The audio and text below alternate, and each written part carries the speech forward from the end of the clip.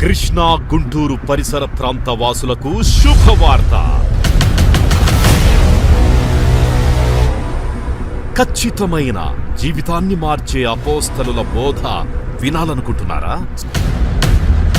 నీ భవిష్యత్ ఎంతో ఆనందదాయకంగా ఉండాలంటే ఈ రోజు తీసుకున్న నిర్ణయమే. స్వస్థత, విడుదల, అభిషేకం పొందాలనుకుంటున్నారా? దురాత్మ శక్తుల నుండి విడుదల కావాలా? ఆర్థిక ఇబ్బందుల నుండి విడుదల కావాలా? ఆత్మతోనూ సత్యముతోనూ ప్రభువును ఆరాధిస్తూ పరలోకపు ఆనందాన్ని భూమి మీద అనుభవించాలని ఉందా?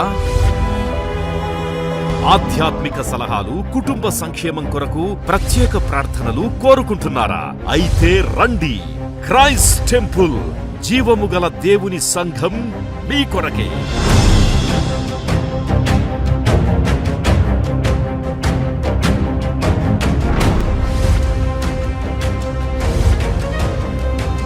ఇప్పటికే వేలాది మంది ప్రజలు గొప్ప స్వస్థత, విడుదల, దైవిక దీవెనలు పొందుతున్నారు. యవ్వన కాలములో ప్రపంచవ్యాప్తముగా బహుబలముగా వాడబడుతున్న దైవజనులు బ్రదర్ పాల్ ఇమాన్యుయల్ గారు, సిస్టర్ నిస్సీ పాల్ గారు ప్రతి ఒక్కరి కొరకు ప్రత్యేక ప్రార్థనలు చేయుడు. దూర ప్రాంతాల వారికి ప్రేమ విందు కలదు. మరిన్ని వివరాలకై సంప్రదించండి 8886000999. క్రైస్ట్ టెంపుల్, పరలోకపు గవిని ఇదే. రండి, మీ దుఃఖము నాట్యముగా మార్చబడును. దేవుడు మిమ్మల్ని దీవించునుగాక.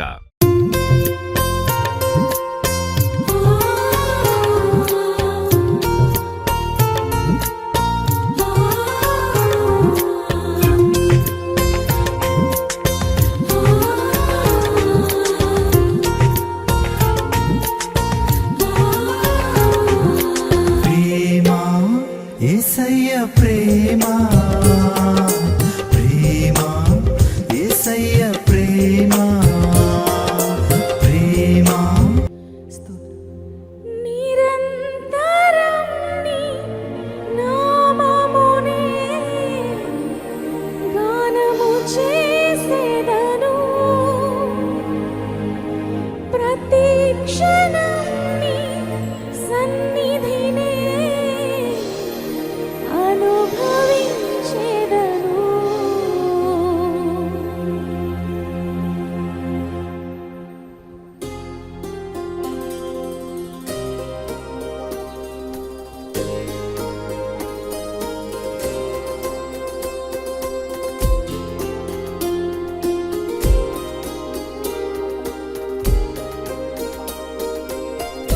అవునయ్యా, నీ సన్నిధిలో ఆశతో నేను కూర్చుంటాను. నీ దీవెనలు పొందుకోవాలన్నా ఆ మనసుతో నీ సన్నిధిలో నేను ఉంటానని ప్రతి ఒక్క హృదయపూర్వకంగా చప్పట్లతో ప్రభుని ఆరాధిద్దాం.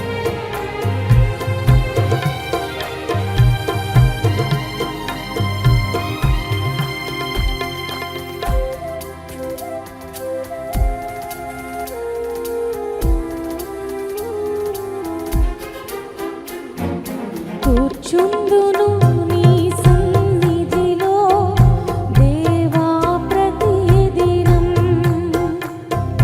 ధ్యానింతును నీ వాక్యమును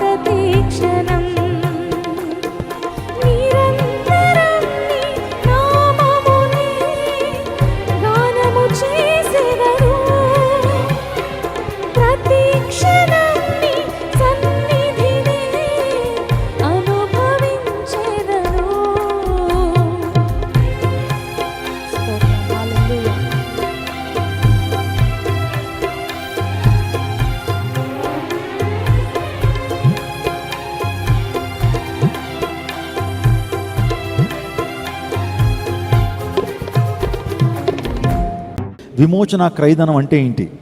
వాస్తవానికి పూర్వకాలంలో ఎవరైనా బానిసల్ని విడుదల చేయడానికి ఎవరన్నా వెళ్ళి దయాదాక్షిణ్యం కలిగినటువంటి వారు వారి నుంచి విడిపించాలంటే they have to pay price. దాన్నే విమోచన క్రయధనం అంటారు. ఆ క్రయధనాన్ని బంగారమో వెండో వజ్రాలో డబ్బో ఏదో ఇచ్చి వాళ్ళని విడిపించేయండి అయ్యా, ఇంకా ఇదిగో ఈ డబ్బు తీసుకుని బానిసత్వం నుంచి విడుదల చేసేయండి అని చెప్పి విమోచన క్రయధనాన్ని పే చేస్తారు. అబ్రహాం లింకన్ మనందరికీ తెలుసు, అమెరికా దేశంలో 14th ప్రెసిడెంట్ ఆఫ్ అమెరికా. ఆ టైంలో నీగ్రో వారికి తెల్లవారికి భయంకరమైన వైరుధ్యం ఉండేది. నీగ్రో వాళ్ళని నల్లజాతి వారిని ఈ తెల్లవారు ఏం చేసేవారంటే బానిసలుగా చేసుకుని ఊడికం చేస్తుండేటువంటి వారు కఠిన బానిసత్వాన్ని అనుభవిస్తున్నప్పుడు ఈ యొక్క వ్యక్తి, దేవుని ఆత్మ కలిగినటువంటి వ్యక్తి, ఒక మంచి బైబిల్ టీచర్ ఈయన ఈ అబ్రహాం లింకన్ ఏం చేశాడంటే ఆ యొక్క తెల్లవారి నుంచి నల్లజాతి వారిని కాపాడాడు, ఫ్రీడమ్ లిబర్టీని సో అమెరికా దేశంలో ప్రకటించాడు. ఆ టైంలో అనేక మంది దగ్గరికి వెళ్తున్నప్పుడు ఆ వ్యక్తికి ఇంకా అమెరికాలో లిబర్టీ రానప్పుడు ఈయన డబ్బులు పే చేసి వాళ్ళని విడిపిస్తుండేటువంటి వాడట. అమెరికాలో అట్లాంటా ట్రేడ్ సెంటర్ అనేది ఒకటి ఉండేది. జార్జియా అనే ప్రాంతంలో అట్లాంటా అనేటువంటి ఒక ప్రాంతం ఉంది. ఆ ప్రాంతంలో ఒక ట్రేడ్ సెంటర్ ఉండేది. ఆ ట్రేడ్ సెంటర్లో ఆవుల్ని, గేదెల్ని, బర్రెల్ని, మేకల్ని ఏ విధంగా అమ్ముతారో మనుషుల్ని అమ్మేవారట. ఎవరిని? ఈ నీగ్రో వారిని. ఆ టైంలో ఒకరోజు ఆ అట్లాంటా ట్రేడ్ సెంటర్కి వెళ్ళినటువంటి అబ్రహాం లింకన్ అక్కడ ఒక కుటుంబాన్ని అమ్మేస్తున్నారు. భార్య, భర్త, పిల్లలు వాళ్ళందరూ కూడా అక్కడ నిలబడ్డారు. అలాగా ఒక్కొక్కరు ఒక్కొక్క వాళ్ళని కొనుక్కుని వెళ్ళిపోతుంటే అబ్రహాం లింకన్ చాలా జాలేసిందట. వెంటనే తన దగ్గర ఉన్న విస్తారమైనటువంటి ధనాన్ని తీసుకుని ఆ కుటుంబాన్ని అంతా తనే కొనేసి క్రయధనాన్ని పే చేసి వాళ్ళందరికీ విడుదల ప్రకటించాడు. ఎందుకు అబ్రహాం లింకన్ ఎందుకు ఇక్కడ జ్ఞాపకం చేశానంటే Jesus did the same thing for all of us. యేసు ప్రభు చేసింది కూడా అదే. మనందరం కూడా సాతాను చేతిలో మనం కీలుబొమ్మలుగా మారాం. సాతాను మనందరినీ వాడు బంధించాడు, వాడు మనందరినీ కొనుక్కున్నాడు. కానీ యేసుక్రీస్తు ప్రభు ఈ లోకానికి వచ్చి విమోచన క్రయధనాన్ని పే చేసి మనందరినీ పాపం నుంచి, అపరాధముల నుంచి, దాస్యము నుంచి, ఇంకా చెప్పాలంటే పాపం ద్వారా వచ్చే శాపం నుంచి దేవుడు విమోచన క్రయధనాన్ని పే చేశాడు. వాట్ ఈస్ దట్ విమోచన క్రయధనం? ఆయన ఏ ప్రైస్ పే చేశాడు? ఆయన తన రక్తాన్ని ఇచ్చాడండి. విలువైన రక్తాన్ని ఇచ్చాడు. అందరూ పెట్టే మన దేవుని లేఖలో చూస్తున్నాం, మన వెండి బంగారము నుండి క్షయమైన వస్తువుల చేత మనం విమోచింపబడలేదు, కానీ నిష్కలంకమైన పరిశుద్ధమైన క్రీస్తు రక్తము చేత మనం విమోచింపబడ్డాము. మనం సిల్వర్ ఆర్ గోల్డ్ ద్వారా మనం విమోచింపబడలేదు. we haven't been redeemed by the silver and gold, but we have been redeemed by the blood of Jesus Christ, which is so precious. ప్రశస్తమైనటువంటి రక్తము చేత మనము ఏం చేయబడ్డాం? విడుదల చేయబడ్డాం. ఆ రక్తము మనకేమిచ్చింది? పాపక్షమాపణ ఇచ్చింది. యేసు రక్తం ప్రతి పాపం నుంచి మనల్ని ఏం చేస్తుంది? పవిత్రులుగా చేస్తుంది. పాత నిబంధనలో దీనికి సంబంధించినటువంటి ఒక షాడో ఉంది. పాత నిబంధనలో ఈ కల్వరి కొండ మీద జరిగినటువంటి ఆ కార్యానికి ఇశ్రాయేల్ పట్ల ఒక షాడో ఉంది. అదే ఇశ్రాయేలు దేవునిపై తిరుగుబాటు చేశారు, పాపం చేశారు. దేవుడు తన యొక్క తీర్పును వారి మీద విధించాడు. పాత నిబంధన కాలంలో కంటికి కన్ను, పంటికి పన్ను. ఎవరైనా పాపం చేసినా సరే వెంటనే తీర్పులు వచ్చాయి. కానీ మనం ఇప్పుడు కృపాయుగంలో ఉన్నాం కాబట్టి we are in the dispensation of grace. మనం కృపాయుగంలో ఉన్నాం కాబట్టి మనం తప్పులు చేస్తున్నా, పాపం చేస్తున్నా దేవుని యొక్క ఉగ్రత మన మీదకి వెంటనే దిగిరాట్లా. కానీ పాత నిబంధన కాలం అది ధర్మశాస్త్ర యుగం. That's the dispensation of law, but we are in the dispensation of grace. లాలో మాత్రం ఖచ్చితంగా ధర్మశాస్త్ర యుగంలో వెంటనే దేవుడు కొంత అవకాశం మాత్రం ఇచ్చేవాడు, ప్రజల మీద తీర్పులు విధిస్తుండేటువంటి వాడు. ఇశ్రాయేల్ తప్పు చేసినప్పుడు వారి మధ్యకు దేవుడు తాపకరమైన సర్పం పంపించాడు. పాయిజనస్ స్నేక్స్ వచ్చి కరుస్తూ ఉన్నాయి. కరుస్తుంటే అందరూ నురగలు కక్కుతున్నారు, కొంతమంది మరణిస్తున్నారు. ఆ టైంలో ఇశ్రాయేల్కి బుద్ధి వచ్చింది. దెబ్బ ఎప్పుడైతే తగిలిందో బుద్ధి వస్తుంది కదండి. దెబ్బ తగిలేటప్పటికి బుద్ధి వస్తుంది. బుద్ధి వచ్చి వెంటనే మోషే దగ్గరికి వచ్చి, అయ్యా సేవకుడా మోషే, మేము ఈ తాపకరమైన సర్పం చేత కరవబడుతున్నాం, ఆ ప్రాణాలు పోతున్నాయి, పిల్లలు చనిపోతున్నారు, దేవుణ్ణి వేడుకో అయ్యా, దేవునికి విజ్ఞాపన చేయయ్యా, మా తప్పు మాకు తెలిసింది, మేము విగ్రహారం చేయం, మేము పాపం చేయం, దేవుని కోసం జీవిస్తామని ఎప్పుడైతే తీర్మానం తీసుకున్నారో మరలా మోషే వెళ్ళి, అయ్యా నీ ప్రజలే కదయ్యా, క్షమాపణ అడుగుతున్నారయ్యా, క్షమించయ్యా అంటే ప్రభు అన్నాడు, అయితే ఒక ఇత్తడి సర్పాన్ని నువ్వు తయారు చేయించు, పోత పోయించు. ఇత్తడి సర్పాన్ని, బ్రాంజ్ సర్పెంట్ తయారు చేయించి నెబో అనేటువంటి పర్వతం మీద నిలబెట్టు. ఇప్పుడు ప్రజలందరికీ, సర్వ సమాజానికి చెప్పు, ఎవరైతే మీరు ఈ యొక్క పర్వతం దగ్గరికి వచ్చి ఇతర సర్పాన్ని తీక్షణంగా చూస్తారో, విశ్వాసంతో చూస్తారో, దాని నీడకు ఎప్పుడైతే వస్తారో ఆ యొక్క విషము మిమ్మల్ని ఏమీ చేయలేదు.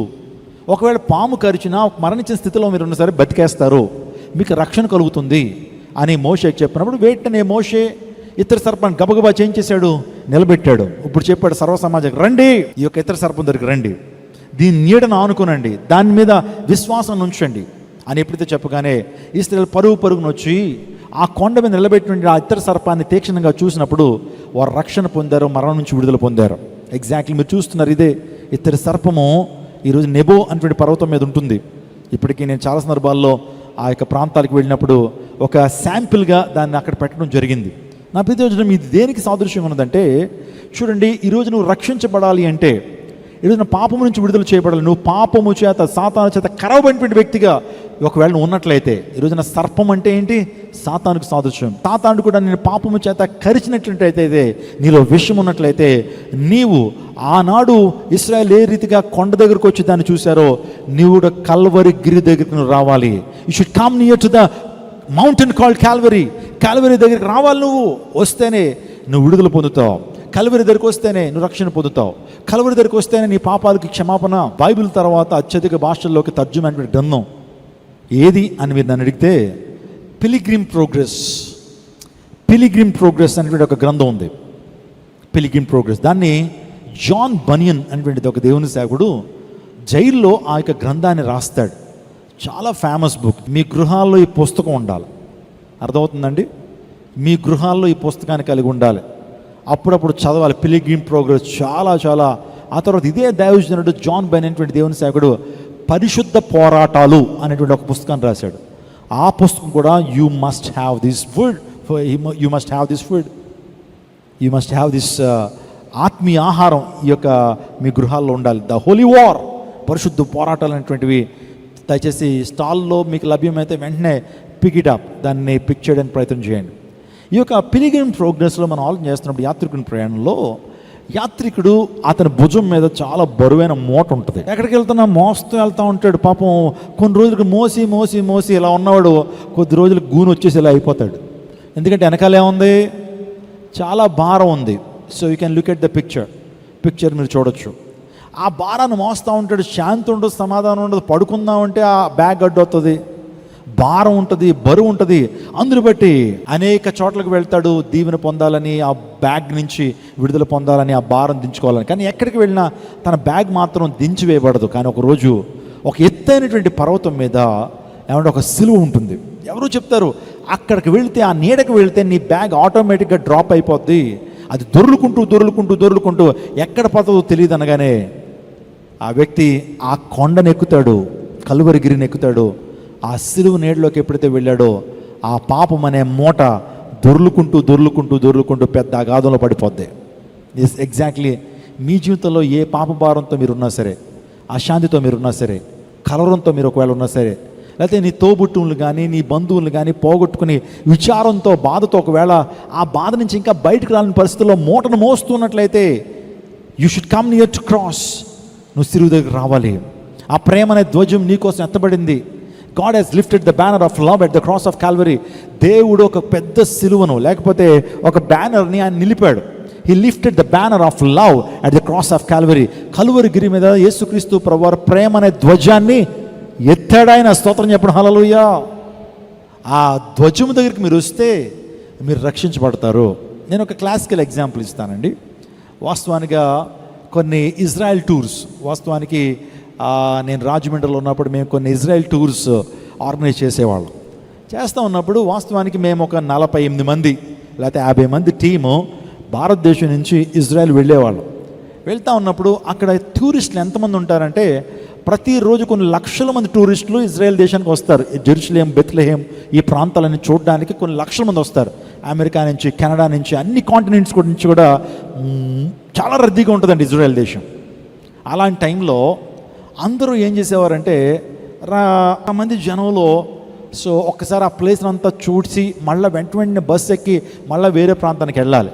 అందుని బట్టి మా టీం ఏం చేస్తామంటే ఒక బ్యానర్ని ప్రిపేర్ చేసుకుంటాం. మేము బ్యానర్ ప్రిపేర్ చేసుకుని, ఫర్ ఎగ్జాంపుల్ క్రైస్ట్ టెంపుల్ నుంచి ఒక టీం వెళ్ళింది అనుకోండి, క్రైస్ట్ టెంపుల్ టీం అని చెప్పి ఒక ప్రత్యేకమైన బ్యానర్ దాన్ని క్రియేట్ చేసుకుని, ఇప్పుడు ఏం చేయాలంటే కొంతమంది చెదిరిపోతూ ఉంటారండి. కొంతమంది ఆ యొక్క ప్రాంతంలో చెదిరిపోతూ ఉంటారు. షాపింగ్ మాల్ కానీ లేకపోతే అక్కడ రోడ్డు మీద ఉండేటువంటి వాటి దగ్గర ఉండిపోయి అతుక్కుపోయి కొంతమంది తప్పిపోయేటువంటి అవకాశాలు ఉంటాయి. అలాంటి టైంలో ఎవరిని మిస్ అవుతా ఉన్నప్పుడు అందరిని పిలవడం కొరకు, అందరిని ఒక దగ్గర రావడం కొరకు ఒక ఎత్తైన ప్రాంతంలో ఆ బ్యానర్ నిలబెట్టి, మీరు ఈ బ్యానర్ చూస్తే బ్యానర్ దగ్గరకు వచ్చేయాలి అనేటువంటి సూచన ముందుగానే ఇవ్వబడేది. అందుని బట్టి అందరినీ ఒక చోట చేర్చడానికి బ్యానర్ నిలబెట్టేవాళ్ళం. అందరూ కూడా ఆ బ్యానర్ దగ్గరకు వచ్చేసేవారు.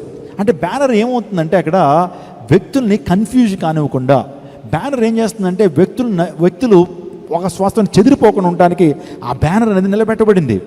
యేసుక్రీస్తు ప్రభువారు సర్వ ప్రపంచానికి ఈ lifted the banner of love, ప్రేమనే ధ్వజాన్ని నిలబెట్టాడు. ఎవరైతే ఆ ప్రేమనే ధ్వజం దగ్గరికి వస్తారో వారు రక్షించబడతారు. హల్లెలూయా.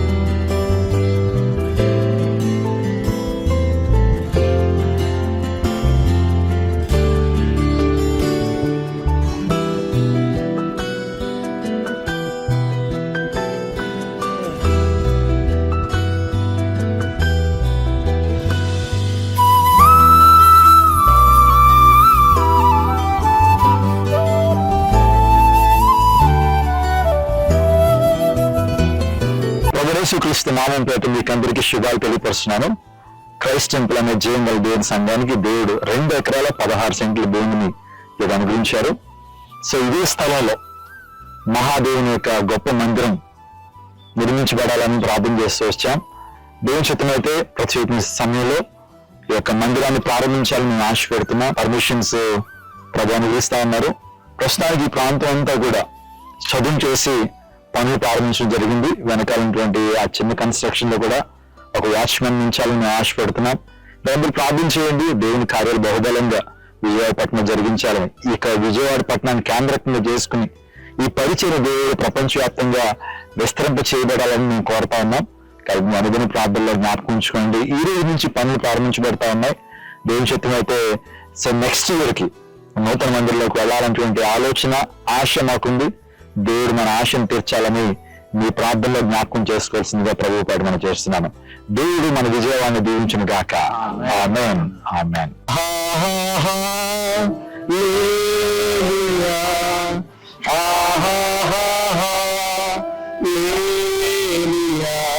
ఇక మధ్యాహ్న కాల సంఘంలో ప్రభు మనందరినీ ఏక కుటుంబీకులుగా, క్రైస్ట్ టెంపుల్ సంఘ విశ్వాసులుగా ఈ ప్రాంతాన్ని నడిపించారు. ఒక నిర్మాణం జరిగించాలని పర్మిషన్స్ కోసం ఆల్రెడీ అప్లై చేస్తాం తండ్రి. వాటిని మీరు ఇస్తున్నారు, మీకు స్తోత్రాలు. మీ చిత్తమైతే ప్రభు ఈ రోజు ఈ యొక్క ప్రాంతం అంతా కూడా మేము చదువు చేస్తున్నాం. ఈ ప్రాంతంలో ప్రార్థన చేస్తున్నాం. అధికారులతో మీరు మాట్లాడండి, ప్రజా పరిపాలకులతో మీరు మాట్లాడండి. ఈ ప్రాంతం అంతా మీ మహిమతో నింపండి. మీకు స్తోత్రాలు తెలియపరుస్తూ మీకే మహిమ తెలుస్తూ యేసు శక్తి కలిగిన నామములో వేడుకుంటున్నాం తండ్రి. సకల ఆశీర్వాదాలకు కారణభూతుడైన శ్రేష్టమైన నామానికి వేలాది వందనాలు, స్తుతులు, స్తోత్రాలు చెల్లిస్తున్నాము ప్రభా. ఒక సొంత స్థలంలో మందిరం ఉండాలన్న ఆశ మేము కలిగి ఉండగా మీరు ఇచ్చిన ఈ అద్భుతమైన సమయమును బట్టి, స్థలమును బట్టి మీకు స్తోత్రాలు ప్రభా. అయ్యా, ఇది మా అందరికీ సమృద్ధిగా ప్రభనైనా నీ మందిరం కట్టబడి నిన్ను స్వేచ్ఛగా ప్రభ మేము ఆరాధించటకు కృప చూపించండి. స్తుతించి ప్రార్థించడి వేడుకుంటున్నాము తండ్రి. దేవుని నామానికి మహిమ కలుగును గాక. ఇప్పటివరకు ఈ ప్రాంతంలో ప్రార్థన చేశాం. దేవుని యొక్క మహిమ ఈ ప్రాంతానికి దిగి వచ్చిందని నేను నమ్ముతున్నాను. అతి త్వరలో ఈ ప్రాంతంలో చర్చ్ మాత్రమే కాదు, ఒక ఆర్ఫనేజ్, ఒక శ్రేష్ఠ ఫౌండేషన్ బిల్డింగ్, ఆ తర్వాత ఒక వంటశాల, ఒక డైనింగ్ హాల్, ఇంకా అనేకమైనటువంటి ప్లాన్స్ ఉన్నాయి. కాబట్టి మీ అందరూ ప్రార్థన చేయండి. మీ అనుదిన ప్రార్థనలో దయచేసి ఈ క్రైస్ట్ టెంపుల్ ని దాని నిర్మాణం జ్ఞాపకం చేసుకోవాల్సిందిగా ప్రభుత్వం చేస్తున్నాను. ఒకవేళ మీరు ప్రేరేపించినట్లయితే ఈ మందిర నిర్మాణం కొరకు మీ యొక్క విరాళాన్ని ఇవ్వదలిచినటువంటి వారు కింద నెంబర్ కి మీరు కాల్ చేయొచ్చు. మా సిబ్బంది మీతో మాట్లాడతారు. లేకపోతే మీరు ఈ ప్రాంతానికి వచ్చి ఈ ప్రాంతాన్ని చూచి మీ యొక్క ప్రత్యేకమైన ఆఫరింగ్ ని, మీ యొక్క ప్రత్యేకమైన విరాళాన్ని మందిర నిర్మాణం కొరకు మీరు ఇవ్వచ్చు. దయచేసి ఈ విషయాన్ని మీ యొక్క అనుదిన ప్రార్థనలో జ్ఞాపకం చేసుకోవాల్సిందిగా ప్రభువు ప్రకటన చేస్తున్నాను. దేవుడు మన విజయవాడ పట్టణాన్ని దీవించును గాక. దేవుడు మన భారతదేశాన్ని దీవించును గాక. ఆమేన్.